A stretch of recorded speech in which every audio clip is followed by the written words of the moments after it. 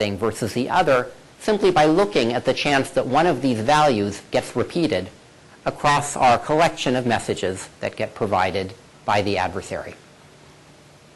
Well, the first time, there's nothing to collide with. The next time, there's one message that we might collide with, and the chance of colliding with it is going to be 1 in 2 to the n, because a random value row, because a random value row with just row of something was just produced as C1. My chance of collision at this string on this block cipher input having just produced this value will be 1 in 2 to the n. And similarly throughout all of the sequence of messages.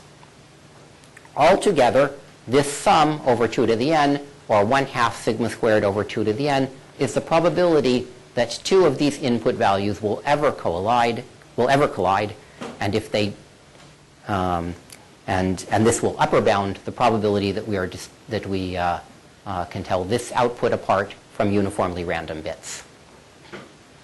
Adding up this value and this value tells us that altogether my advantage is at most sigma squared over 2 to the n. How does this fit into the overall framework of the proof? So we're trying to tell apart CBC $ using our block cipher E from CBC $ where random bits are encrypted.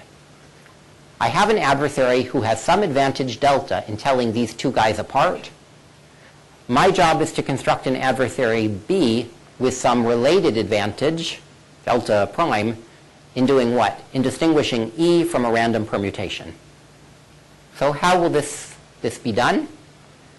I insert this intermediary space, CBC with a random permutation, instead of with the block cipher E. I've just argued that information theoretically, the probability that the adversary outputs 1 in one of these settings minus the probability that it outputs 1 in the other of these settings is going to be at most sigma squared over 2 to the n. That means, by the triangle inequality, that this thing minus this thing plus this thing minus this thing is at most this thing minus this thing. That value is delta. So the adversary A's ability to tell apart these two values must be at least delta minus sigma squared over 2 to the n. Now we're ready to give the construction. The adversary A tells these apart with chance at least delta minus sigma squared over 2 to the n. We need to construct an adversary B that tells apart its provided permutation, either E sub k or a random permutation, that does a good job of predicting which of those two kinds of objects it has. So when my adversary, so I'm going to run the adversary A. Okay, this is what adversary B will do. It will run the adversary A. A is given an oracle. That oracle is supposed to encrypt stuff. When the adversary asks, oracle, please encrypt for me message M, what B will do is to compute CBC $, just as we've described it, but using G. Using F. That should say F. Oh, no, we did name B's oracle G. But using G as its oracle. We get back some value from CBC encrypting with respect to a block cipher, which is our provided oracle G. And we take that value and provide it to the adversary A that we're running on B's behalf. We keep doing this. When A finally halts, outputting a bit, B, we return that very same bit, B. If the oracle G is exactly E sub k for a random key k, then this simulation over here results in the adversary A being given a perfect copy of this experiment. If instead the adversary B is given a random permutation pi, then what I've just described results in the adversary A being given an exact version of this experiment. Therefore, this difference is precisely adversary A's advantage. B's PRP advantage now is then known to be delta minus sigma squared over 2 to the minus n. What about B's efficiency? Well, it asks its block cipher the same number of queries sigma as was A's total number of blocks of messages. And what is A's running time? Well, what is B's running time? It's whatever A's running time is plus the tiny bit of extra overhead to take the queries which A asked and answer them according to the recipe we've just described using the oracle G. So my adversary is efficient whenever A is efficient. Its advantage is almost as good as A's advantage. I've succeeded. I've given the reduction. Yeah. So we said that the I's, they are the random permutation bits, and whenever we are inputting, the adversary is inputting some uniformly selected bits, and after going through those permutations, we will get some uniformly random bits which we can compute. So then you are then substituting that pi with the row function, and you will say that there are some random. It's in slide 20. Yes, sir. So this row. So what's the difference between this? Because this sigma, the pi and the row, they both are like random permutations. They're not random permutations. Pi is a random permutation, but row is a random function from n bits to n bits. So pi ensures that if you ask distinct questions over here, you'll get back distinct answers. Row makes no such guarantee. Other questions? So I'm commenting that the reduction itself, this description of the adversary A at the end, it's actually the easy and mechanical part. It'll always look like this. The somewhat harder part, though not really very hard in this example, is figuring out the information theoretic advantage if you instantiate the block cipher by a random permutation. This is typical. Usually when you're evaluating modes of operation, the PRP assumption is going to let you replace that block cipher by a random permutation, and at that point forget about the complexity theoretic aspect entirely, coming up with only an information theoretic question. Here is how my theorem would look now that I've proven it.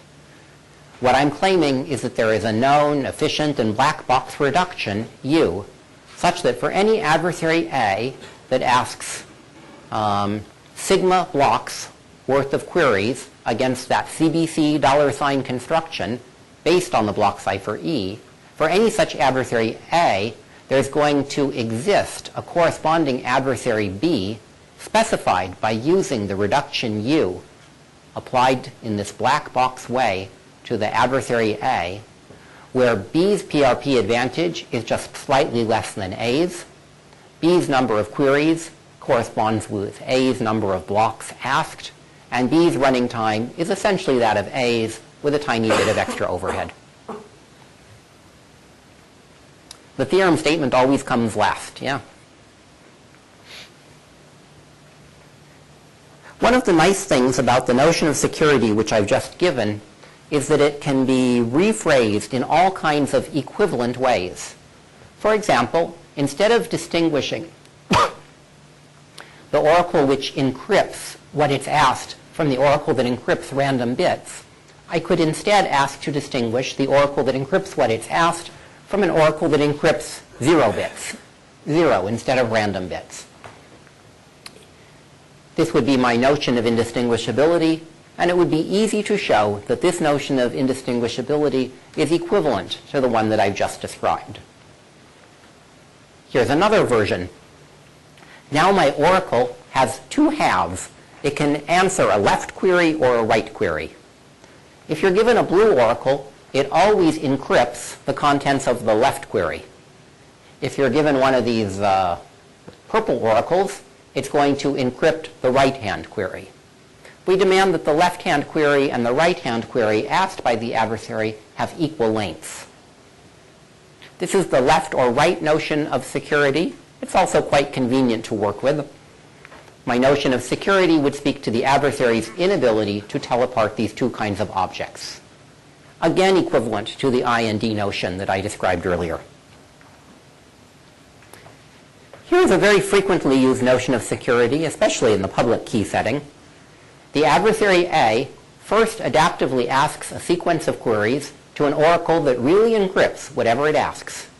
Then the adversary generates two equal-length messages, M0 and M1, and gets back the encryption of one of them.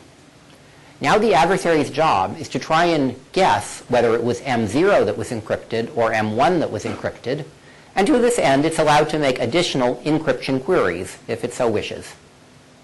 This is the find then guess notion of security that appears in Goldwasser and Macaulay's original paper. Again, it's equivalent to the IND notion in some sense of equivalence. And here is the most complicated of the notions still. This one is often just called semantic security. The adversary asks a sequence of messages, getting back the ciphertext for each, and at that point it generates a message space M and a function F. When I say it generates a message space, I mean it outputs the description of a random access machine that actually would sample from that message space. And similarly, the function F is a description of a random access machine that computes some function F. What happens now is that we choose uniformly from the message space the adversary has just generated, and in Cipher the plain text so produced. The adversary is given that ciphertext. Its job is to guess F of M, where M is the plain text that underlies this ciphertext. To that end, the adversary is again given this encryption oracle, just as it had before. Semantic security will tell us that the adversary's ability to guess F on this randomly chosen M is going to be no better than its a priori probability of guessing F on M. And here is a diagram which shows the equivalence of all of these notions of security. Where I've written a solid line, I mean that there's a nice tight reduction. The quantitative security across the reduction is, the quantitative security loss across the reduction is small. Where I've written a dotted line, the quantitative loss is larger. I'd now like to ask if it was necessary to conceptualize symmetric encryption in the manner that I just did. The presentation you've just seen is the classical one for what a symmetric encryption scheme means, and I would like to show that we could have done things in a completely different way, and in fact that there is a good deal of value to be had in doing things a different way. Well, I was warned to give you a little break, so let's stop at this point and reconvene in 5 minutes, and we'll answer the question. Okay, 20 after, okay? 5분간 쉬시겠습니다.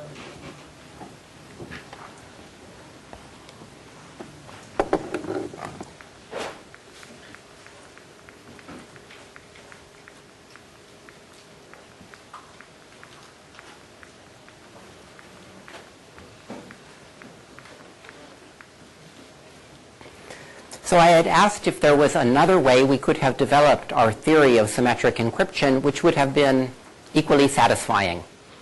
The last notion does seem quite satisfying. After all, when I can come up with a definition as varied as the ones I just described, all 4 or 5 variants of my original notion, and prove that they are all effectively equivalent, that is good evidence that the notion is somehow fundamental. And people may be used to believe that this is evidence that the notion is in some ways right, that it is the correct notion of security for a symmetric encryption scheme. I think that was my own viewpoint until some years ago, when it occurred to me that that we could also develop satisfying notions of security along quite different lines, and that the way that we just developed symmetric encryption was very much based on what was the then current disciplinary culture of our time. In particular, we had these notions from Goldwasser and Macaulay's paper principally, that encryption needs to be probabilistic, that cryptography focuses on binary strings, that we need to come up with the strongest notions of encryption possible in order to have a satisfying in practice notion for secure encryption. And all of these assumptions are in some sense artificial and unnecessary. Furthermore, they in some ways distance us from from the practical needs of real encryption, and here are some of those practical needs. First of all, users often assume that encryption provides you more than privacy. The notion of encryption that I've just developed is purely about achieving privacy under an adaptive chosen plaintext attack. But those who use encryption, particularly in higher level security protocols, often assume that when you encrypt a string, you also have some measure of authenticity associated to this transformation. I haven't described anything that gives you some notion of authenticity. In fact, if you just make up a random ciphertext under CBC $, it's a perfectly good ciphertext. We never used our ability to get back bottom, remember? When we decrypt, every message will give rise to some corresponding plain text. It seems like our notion is actually too weak for practice from this point of view, that we really would like to achieve authenticity. Correspondingly, users seem to often misuse lower level tools. If I provide my semantically secure encryption scheme for the construction of a higher level protocol like, I don't know, Kerberos version 4, as had once been done, then I get a scheme that is not correct. That is, the authentication scheme Kerberos will fail if we instantiate its underlying encryption using a semantically secure encryption scheme. And in some sense, this is a problem. We would like our tools, our encryption schemes, to be easy to correctly use. Another issue is that often we have a need to authenticate material which is not being encrypted at all. For example, in networking applications, we may wish to authenticate the header of the message, but not encrypt it. Now we are far beyond the security notion that we just described. It's not about privacy, and it's not even about the message, and yet it's somehow wrapped up in the encryption process. We would like that when we encrypt some string, if there is such an associated header, we would like to be able to provide for its authenticity. Then there's this problem, that in a scheme like CBC $, and in my general notion of encryption, the encryption process itself was supposed to choose those random coins. In practice, it's actually quite difficult to come up with good approximations of random coins, and it's unlikely to be a process which occurs within the boundary of the encryption algorithm itself. What's much more likely is that the user will have somehow harvested random or unpredictable bits from his computing environment. He will have somehow processed these, and now he will keep supplying those approximations to random bits on behalf of the algorithm. In some sense, we've taken an essential aspect of the algorithm in that case, the ability to get random bits, and we've pulled it out of the encryption scheme, kind of opening up the door to misuse, to incorrect provisioning of these random bits. Encrypting parties often have something like a nonce at their disposal, and this has been ignored in the development. By a nonce, I mean a value like a sequence number in messaging, in networking applications that are going to be automatically bumped with each message. We have no natural way of using such an object in our encryption scheme as it was just formalized. The syntax didn't recognize the existence of a nonce, or something like an IV, which I mentioned earlier, and appears in many standards. Well, I'd like to address these in two steps. First, I'll take care of those yellowed set of problems, and then I'll throw in the top 3 problems as well. So first, if we're going to update those yellowed problems from a moment ago, I need to adjust the syntax of my encryption scheme. So the key generator, that syntax won't change whatsoever. But my encryption algorithm will change. In particular, it'll now be a deterministic algorithm, but it's going to be provided one additional input. And that additional input I'm going to call the nonce n. Now formally, these two notions can't be comparable, right? They start off by adopting different syntax. So I'm not going to be able to say that my nonce-based notion of encryption is stronger or weaker than my semantically secure notion of encryption, because they're apples and oranges. They're not comparable things. And yet the intent is that this nonce-based notion of encryption is going to, in some ways, be a stronger notion. And that sense in which it will be a stronger notion is that if this nonce n, which is being provided from the outside now of the encryption boundary, if that nonce n were to be instantiated by a uniform random value, I would like to make sure that my nonce-based notion of encryption implies the indistinguishability notion that I developed earlier. I'll have to adjust this requirement. Now there will be a nonce space ns, and I will ensure that the encryption algorithm outputs that distinguished bottom symbol exactly if you're outside the key space or the nonce space or the message space. And finally, the decryption algorithm will likewise have to recognize the presence of the nonce n in decrypting strings. I am not going to regard the nonce n as part of my ciphertext. This is an important definitional choice. Instead, the decryptor is supposed to, I don't know, out of band or a priori, somehow it knows the nonce n to couple with this particular message. Maybe it was inside a sequence number of an accompanying packet. Maybe it's a counter that party somehow is maintaining himself. Here is what nonce-based encryption will look like in terms of syntax. The encryption scheme has provided the nonce n and the message m, the key k, and it produces a ciphertext, which you might notice I've written now as not being longer than the plain text, as it had been before. That's because in this nonce-based notion of security, it's going to be possible to produce ciphertexts that are the exact same length as the corresponding message. That was not possible in the IND notion if we were going to achieve the security definition that we described. And here's the corresponding picture for decryption. In comes the key, the nonce, and the ciphertext. Out comes the corresponding message. Or, of course, the distinguished value bottom is a possible output. We'll formalize security very much along the lines that we formalized it for indistinguishability encryption.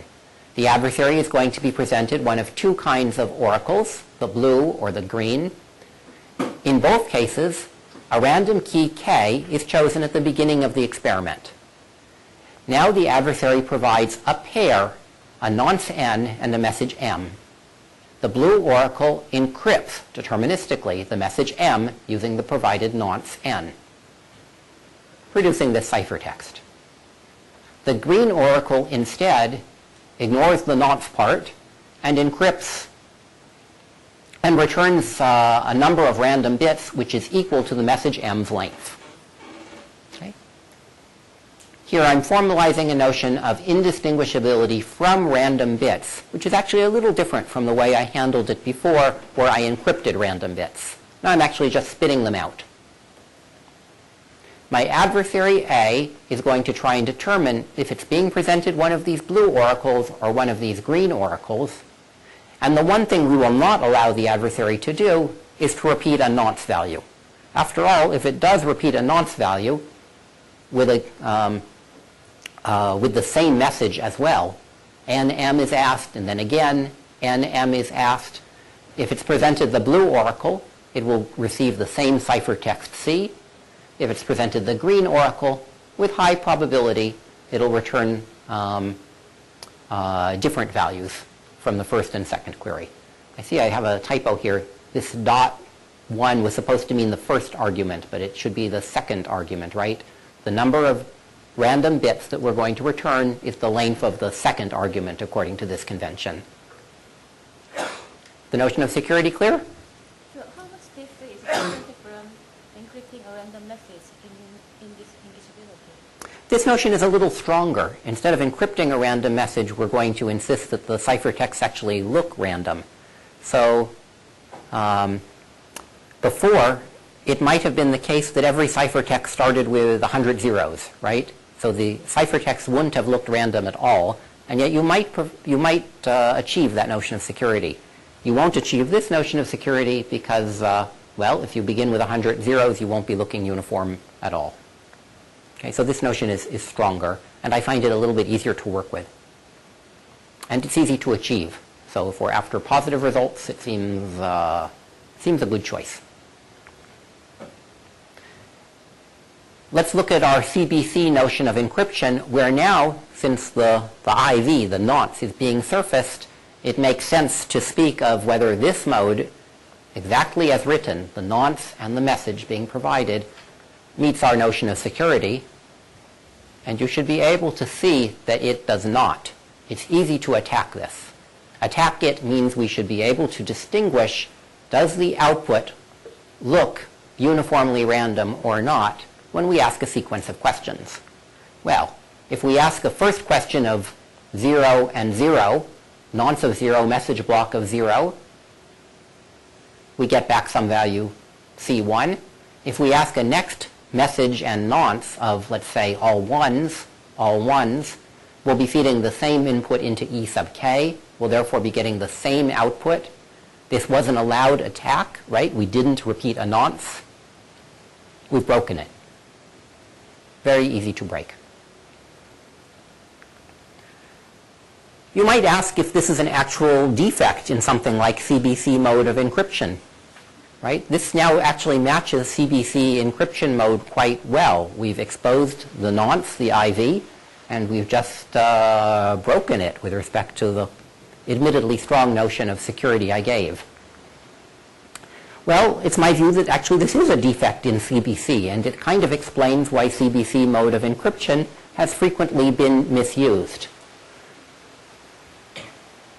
It's common to use something like a counter as the IV in CBC mode, or to use the last block of ciphertext. In either of these cases, the scheme is not secure and sometimes breakable in practice.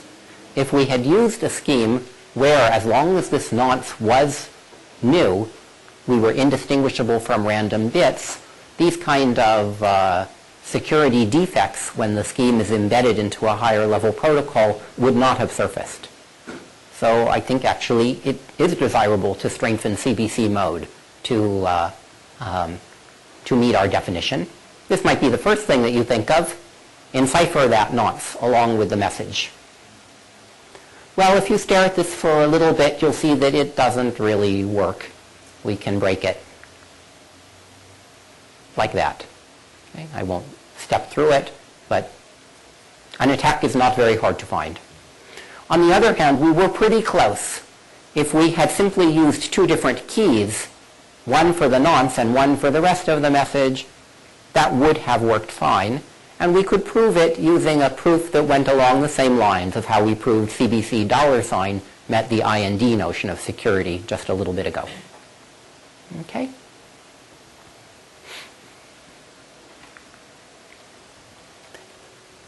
What if we had developed our theory of encryption somehow based on this nonce-based notion instead of on probabilistic encryption? Would things look very, very different? Well, I think things would look a little bit different. For example, there's a well-known paper of Bellari and Lamprey in which the authors consider three different ways of gluing together an encryption scheme and a pseudorandom function, or a MAC, in order to make an authenticated encryption scheme. They called these three recipes for making the authenticated encryption scheme encrypt then MAC, or encrypt then PRF, PRF then encrypt, or encrypt and PRF. They argue in their paper that only one of these three recipes, namely encrypt then PRF, is good. In particular, they exhibit attacks on these other two schemes even when the encryption scheme and the pseudorandom function do the job that you expect them to do. I think as a result of this paper and related work that Hugo Kravicek did, that people have come to accept that encrypt then PRF is really the right way to combine an encryption scheme and a pseudo-random function if you're trying to make an authenticated encryption scheme. Well, I would point out that had we started from this nonce-based notion of security, all three of these recipes work fine. We would have had a Bellari non-prime that would have proven instead that all three of these ways are correct, And we would have, in some sense, a different qualitative notion about how we are to combine encryption schemes and MACs. In general, I think that our qualitative technical beliefs, like you should glue together a MAC and a PRF in this way rather than this other way, these qualitative beliefs are often based on technical results. But when you're thinking about the qualitative beliefs, the aspects of these technical results, exactly what was the definition, what were the definitions used, and what were the results that that followed from them, they're kind of lost in the process. And I think, therefore, that the qualitative way we understand cryptography is really quite responsive to the technical definitions that we make from the beginning, and that the field does take on a different character if we make one set of definitional choices versus another. Well, I said there was another set of problems with encryption scheme, with symmetric encryption schemes as a goal, when we were only trying to achieve the IND notion of security, and that is the absence of authenticity, and the fact that a semantically secure encryption scheme, and I would say a non-spaced one as well, are rather easy to misuse tools. So I would like to now reformalize our symmetric encryption schemes so that they do imply authenticity. We're going to get an unexpected benefit when we do this. The unexpected benefit is that we will be able to achieve authenticated encryption in a manner that's actually more efficient than we knew how to achieve in the absence of such a conceptualization. That is, once we think of encryption as a process that provides you authenticity and privacy together, we kind of open the door for finding realizations of this goal which will be better than the realizations we would have had we considered these to be separate goals which are somehow glued together outside the framework of some specific definition. Here is what the syntax will look like for what I'll call an authenticated encryption scheme with associated data. Now we're going to provide three inputs to the encryption scheme: the nonce n and the message m, just as before, and in addition, the string I'm calling AD for associated data. It's something like the header which might have occurred in a networking application.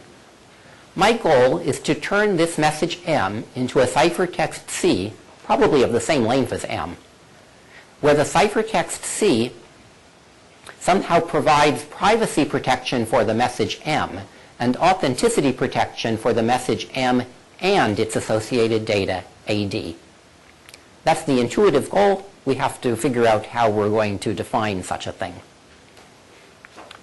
Decryption will look like this. In particular, the nonce n is again provided to the decryption scheme. It's not considered to be part of the ciphertext. Here is a simple way of defining security for an authenticated encryption scheme with associated data. It looks rather like it did before. My adversary A is going to be provided a blue oracle or a green oracle.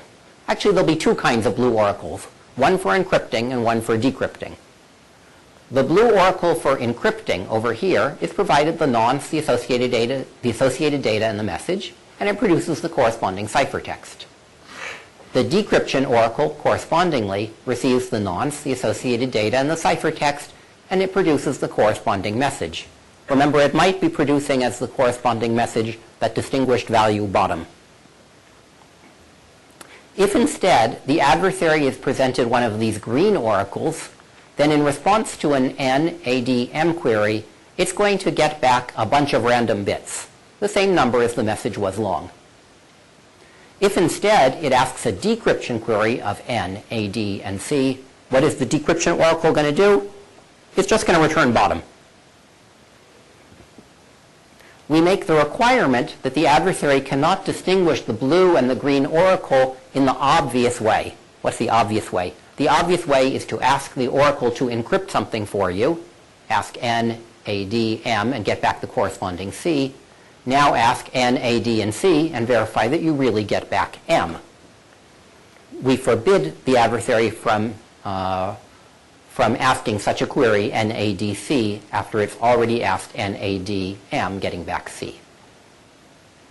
And we define the AEAD advantage now as this difference in probabilities of the adversary outputting 1.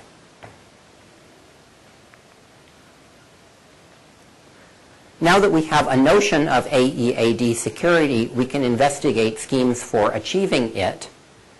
For example, we can look at two-pass schemes where we combine a privacy-achieving encryption scheme, let's say a nonce-based one like I just developed, and a corresponding message authentication code or pseudo-random function.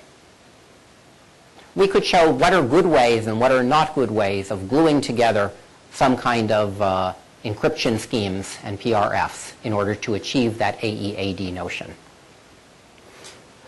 Once we have some understanding of ways of achieving this AEAD notion by gluing together such schemes, we could try to concretely instantiate them. And in fact, there are by now 2 well-known standards for achieving AEAD. One is called CCM, what's the acronym? It combines more or less counter mode and the CBC MAC. I think C stands for counter mode, and that C stands for the CBC MAC, and the M stands for mode. So it makes effectively 2 passes over the message, one to compute the CBC MAC, one to do counter-style encryption. Another well-known 2-pass scheme, also standardized by NIST and others, is GCM, Galois counter mode. It combines an encryption scheme and an almost XOR universal hash function, the latter realized by multiplication in GF2 to the 128.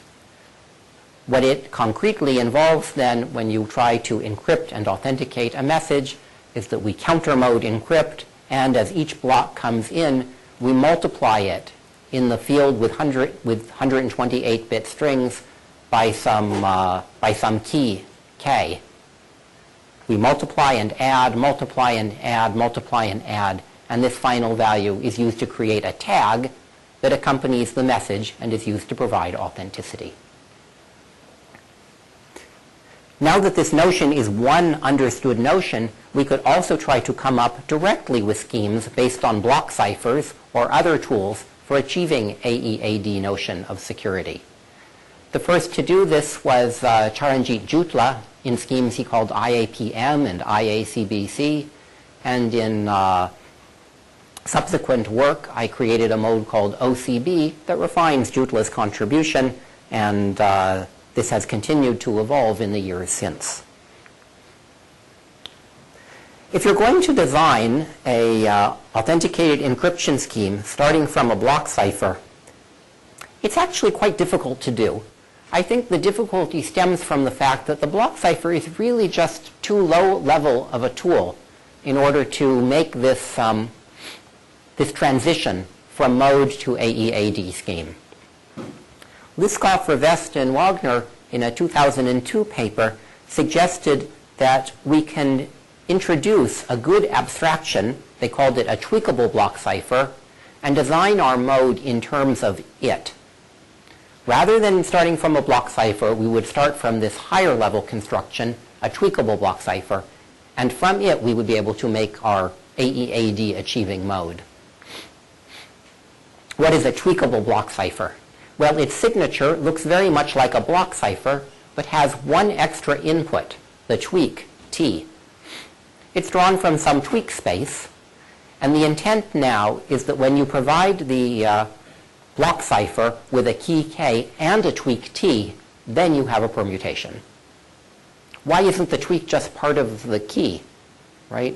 Well, it might have been that way, but our intent, what we will get in our security definition for this object, is that the tweak is public.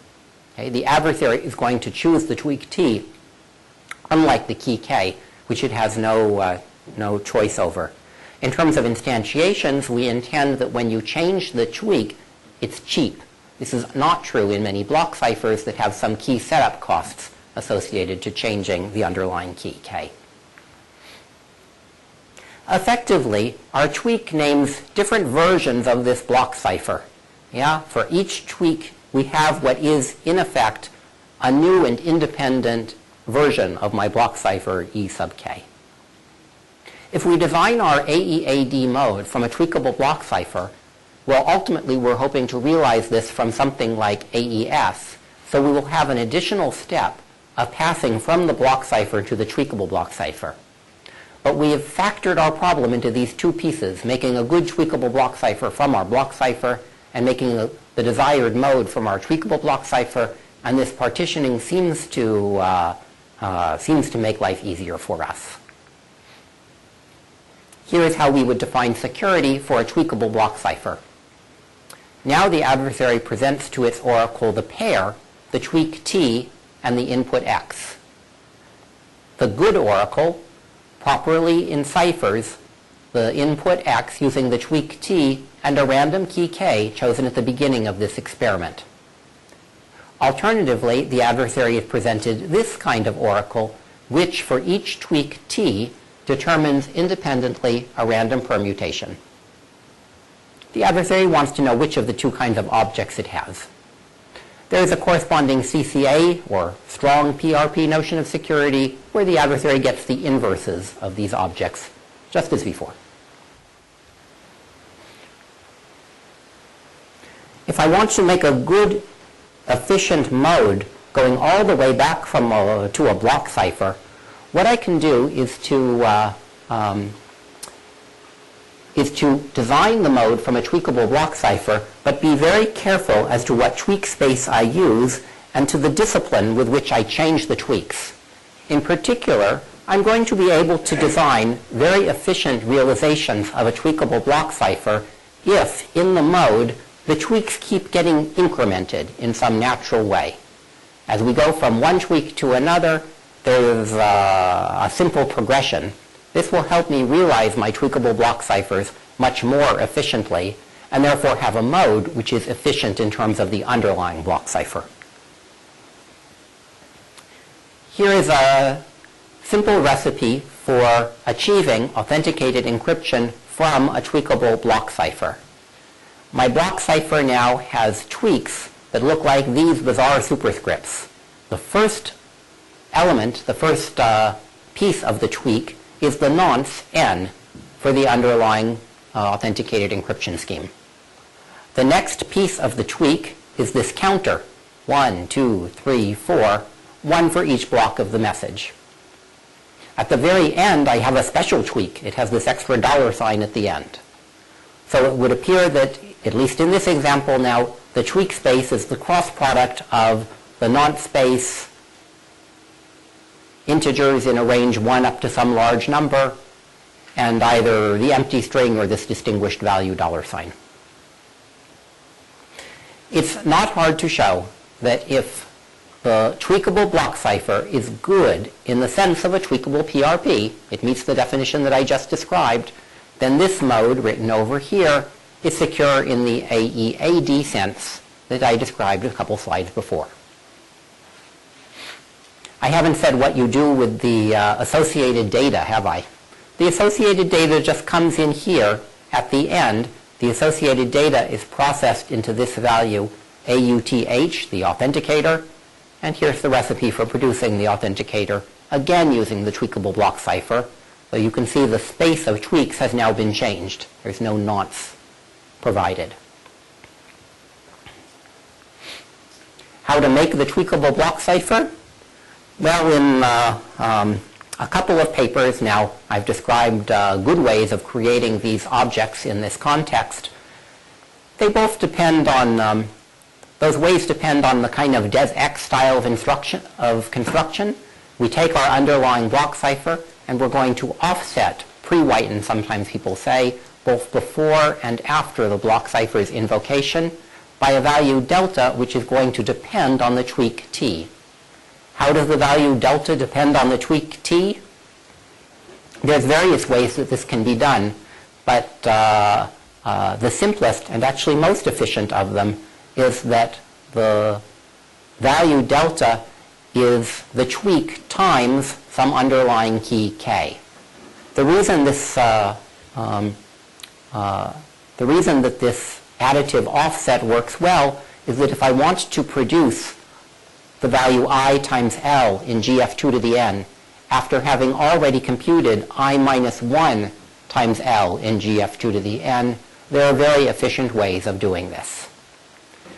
When we unwind all of this, we get a block cipher-based mode in which each offset, delta, is determined from the prior offset, delta, in some very simple way. I've abstracted away and just written a function next on this slide. The realization of next, though, just involves reading a value from memory and XORing it in with delta. So the actual overhead associated to this mode is 1 extra read from memory and 2 XORs for every block. In some very recent work I've done with Ted Krovitz, we've been implementing these OCB variants and comparing them against CCM and GCM, the standardized modes of operation for AEAD that I mentioned earlier. Here is some recent data showing the performance we get when we use the latest Intel hardware that has special instructions for computing an AES round function and special instructions for doing multiplication, or useful for doing multiplication in GF2 to the n. Using Do you mean the architecture has the instruction? say again? Built-in instructions for AES? Yes, the new Intel hardware, Westmere is called, has these nice new instructions. Intel always abbreviates these as NIs, new instructions that are useful for implementing AES and Galois field multiplies. And Intel added these specifically so that they would be able to improve the speed of GCM and CCM and other modes of operation based on AES. So we find that using these nice instructions, CCM can be implemented with a peak performance of about 5.5 cycles per byte, GCM a little quicker at around 4.3 cycles per byte, and OCB at around 1.46 cycles per byte, getting rather close to the overhead associated to using counter mode itself with these new instructions.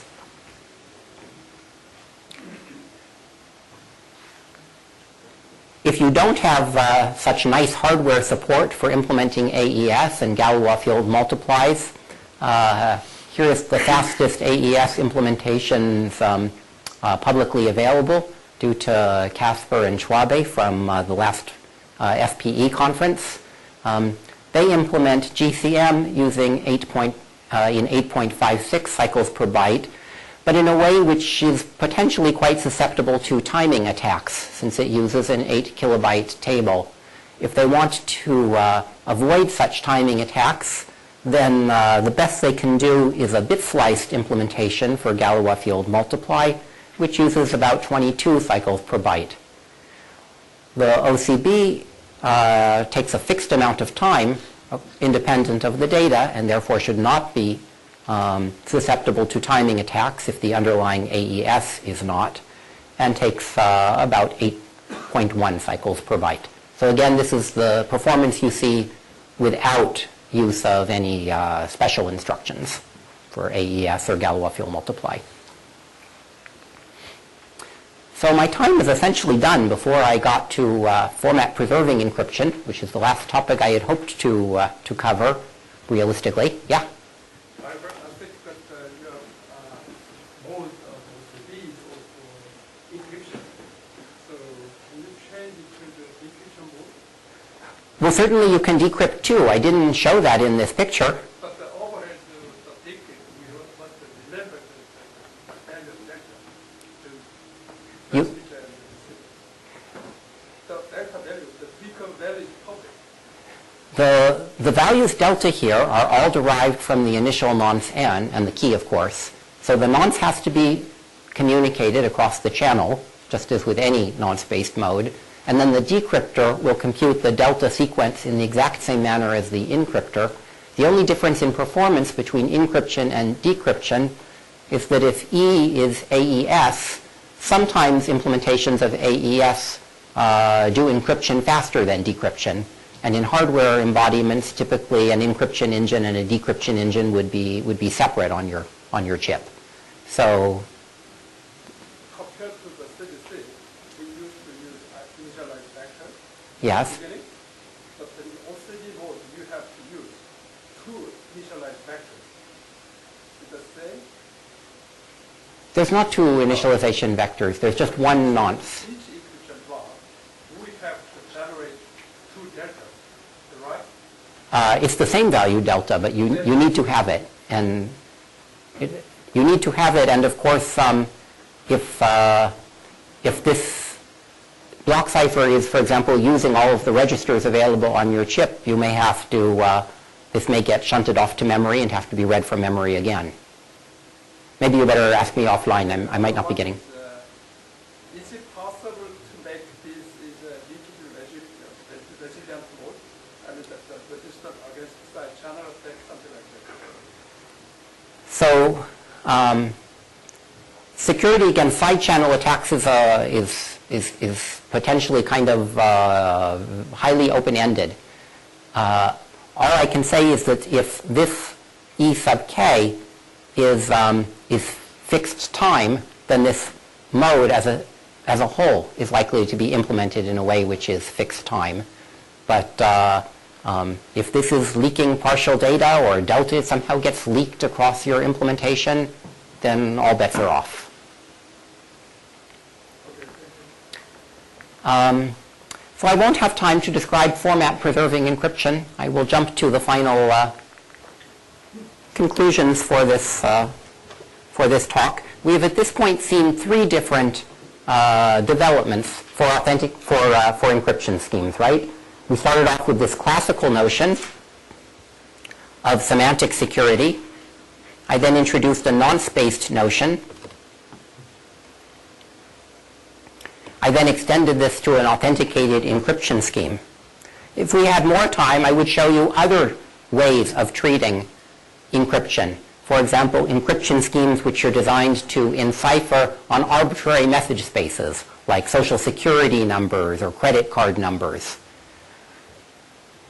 I would then show you encryption schemes which were designed to an encryption scheme notions which were designed to mesh against symbolic treatments of encryption of the sort going back to Dolev and Yao. I don't think it's right to think of any of these formalizations of symmetric encryption as somehow being the correct one. Each one is invented for some very particular purpose and in order to capture some very particular intuition. When we describe each of these schemes, I've been careful to separate the syntax of the notion from the semantics of the notion. And I have advocated that you do so as well when you're defining security for any of the primitives that you may be interested in describing security for. I think often in cryptography and in much of modern culture, we somehow assume that the syntax, the basic form, in some sense, doesn't matter.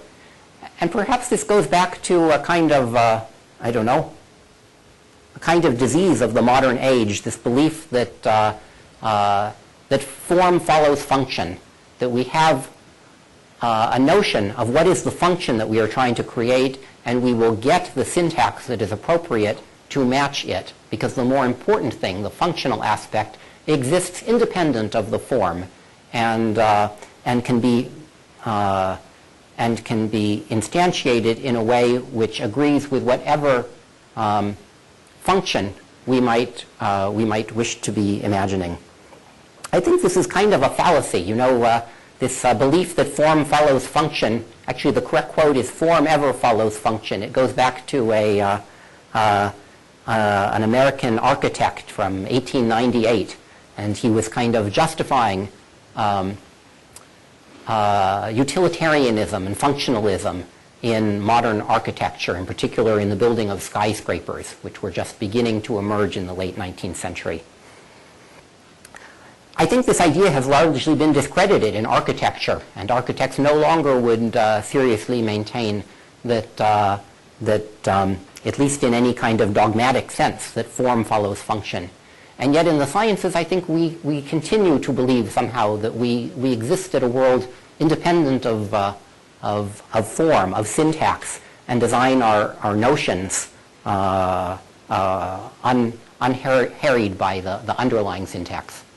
I don't think human beings can particularly do this, and that the syntax of our notions in some sense determines the function that they follow every bit as much as the converse.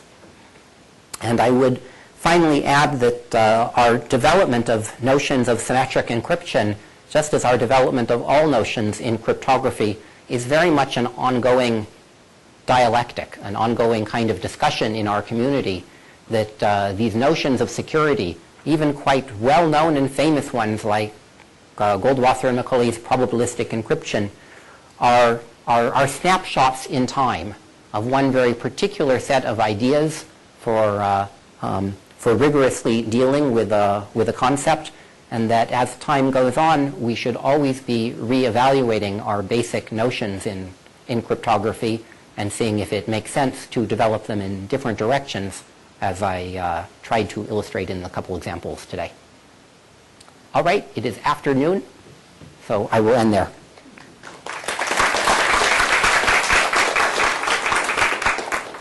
Since we're late for lunch, I ask you to take all questions offline. Let's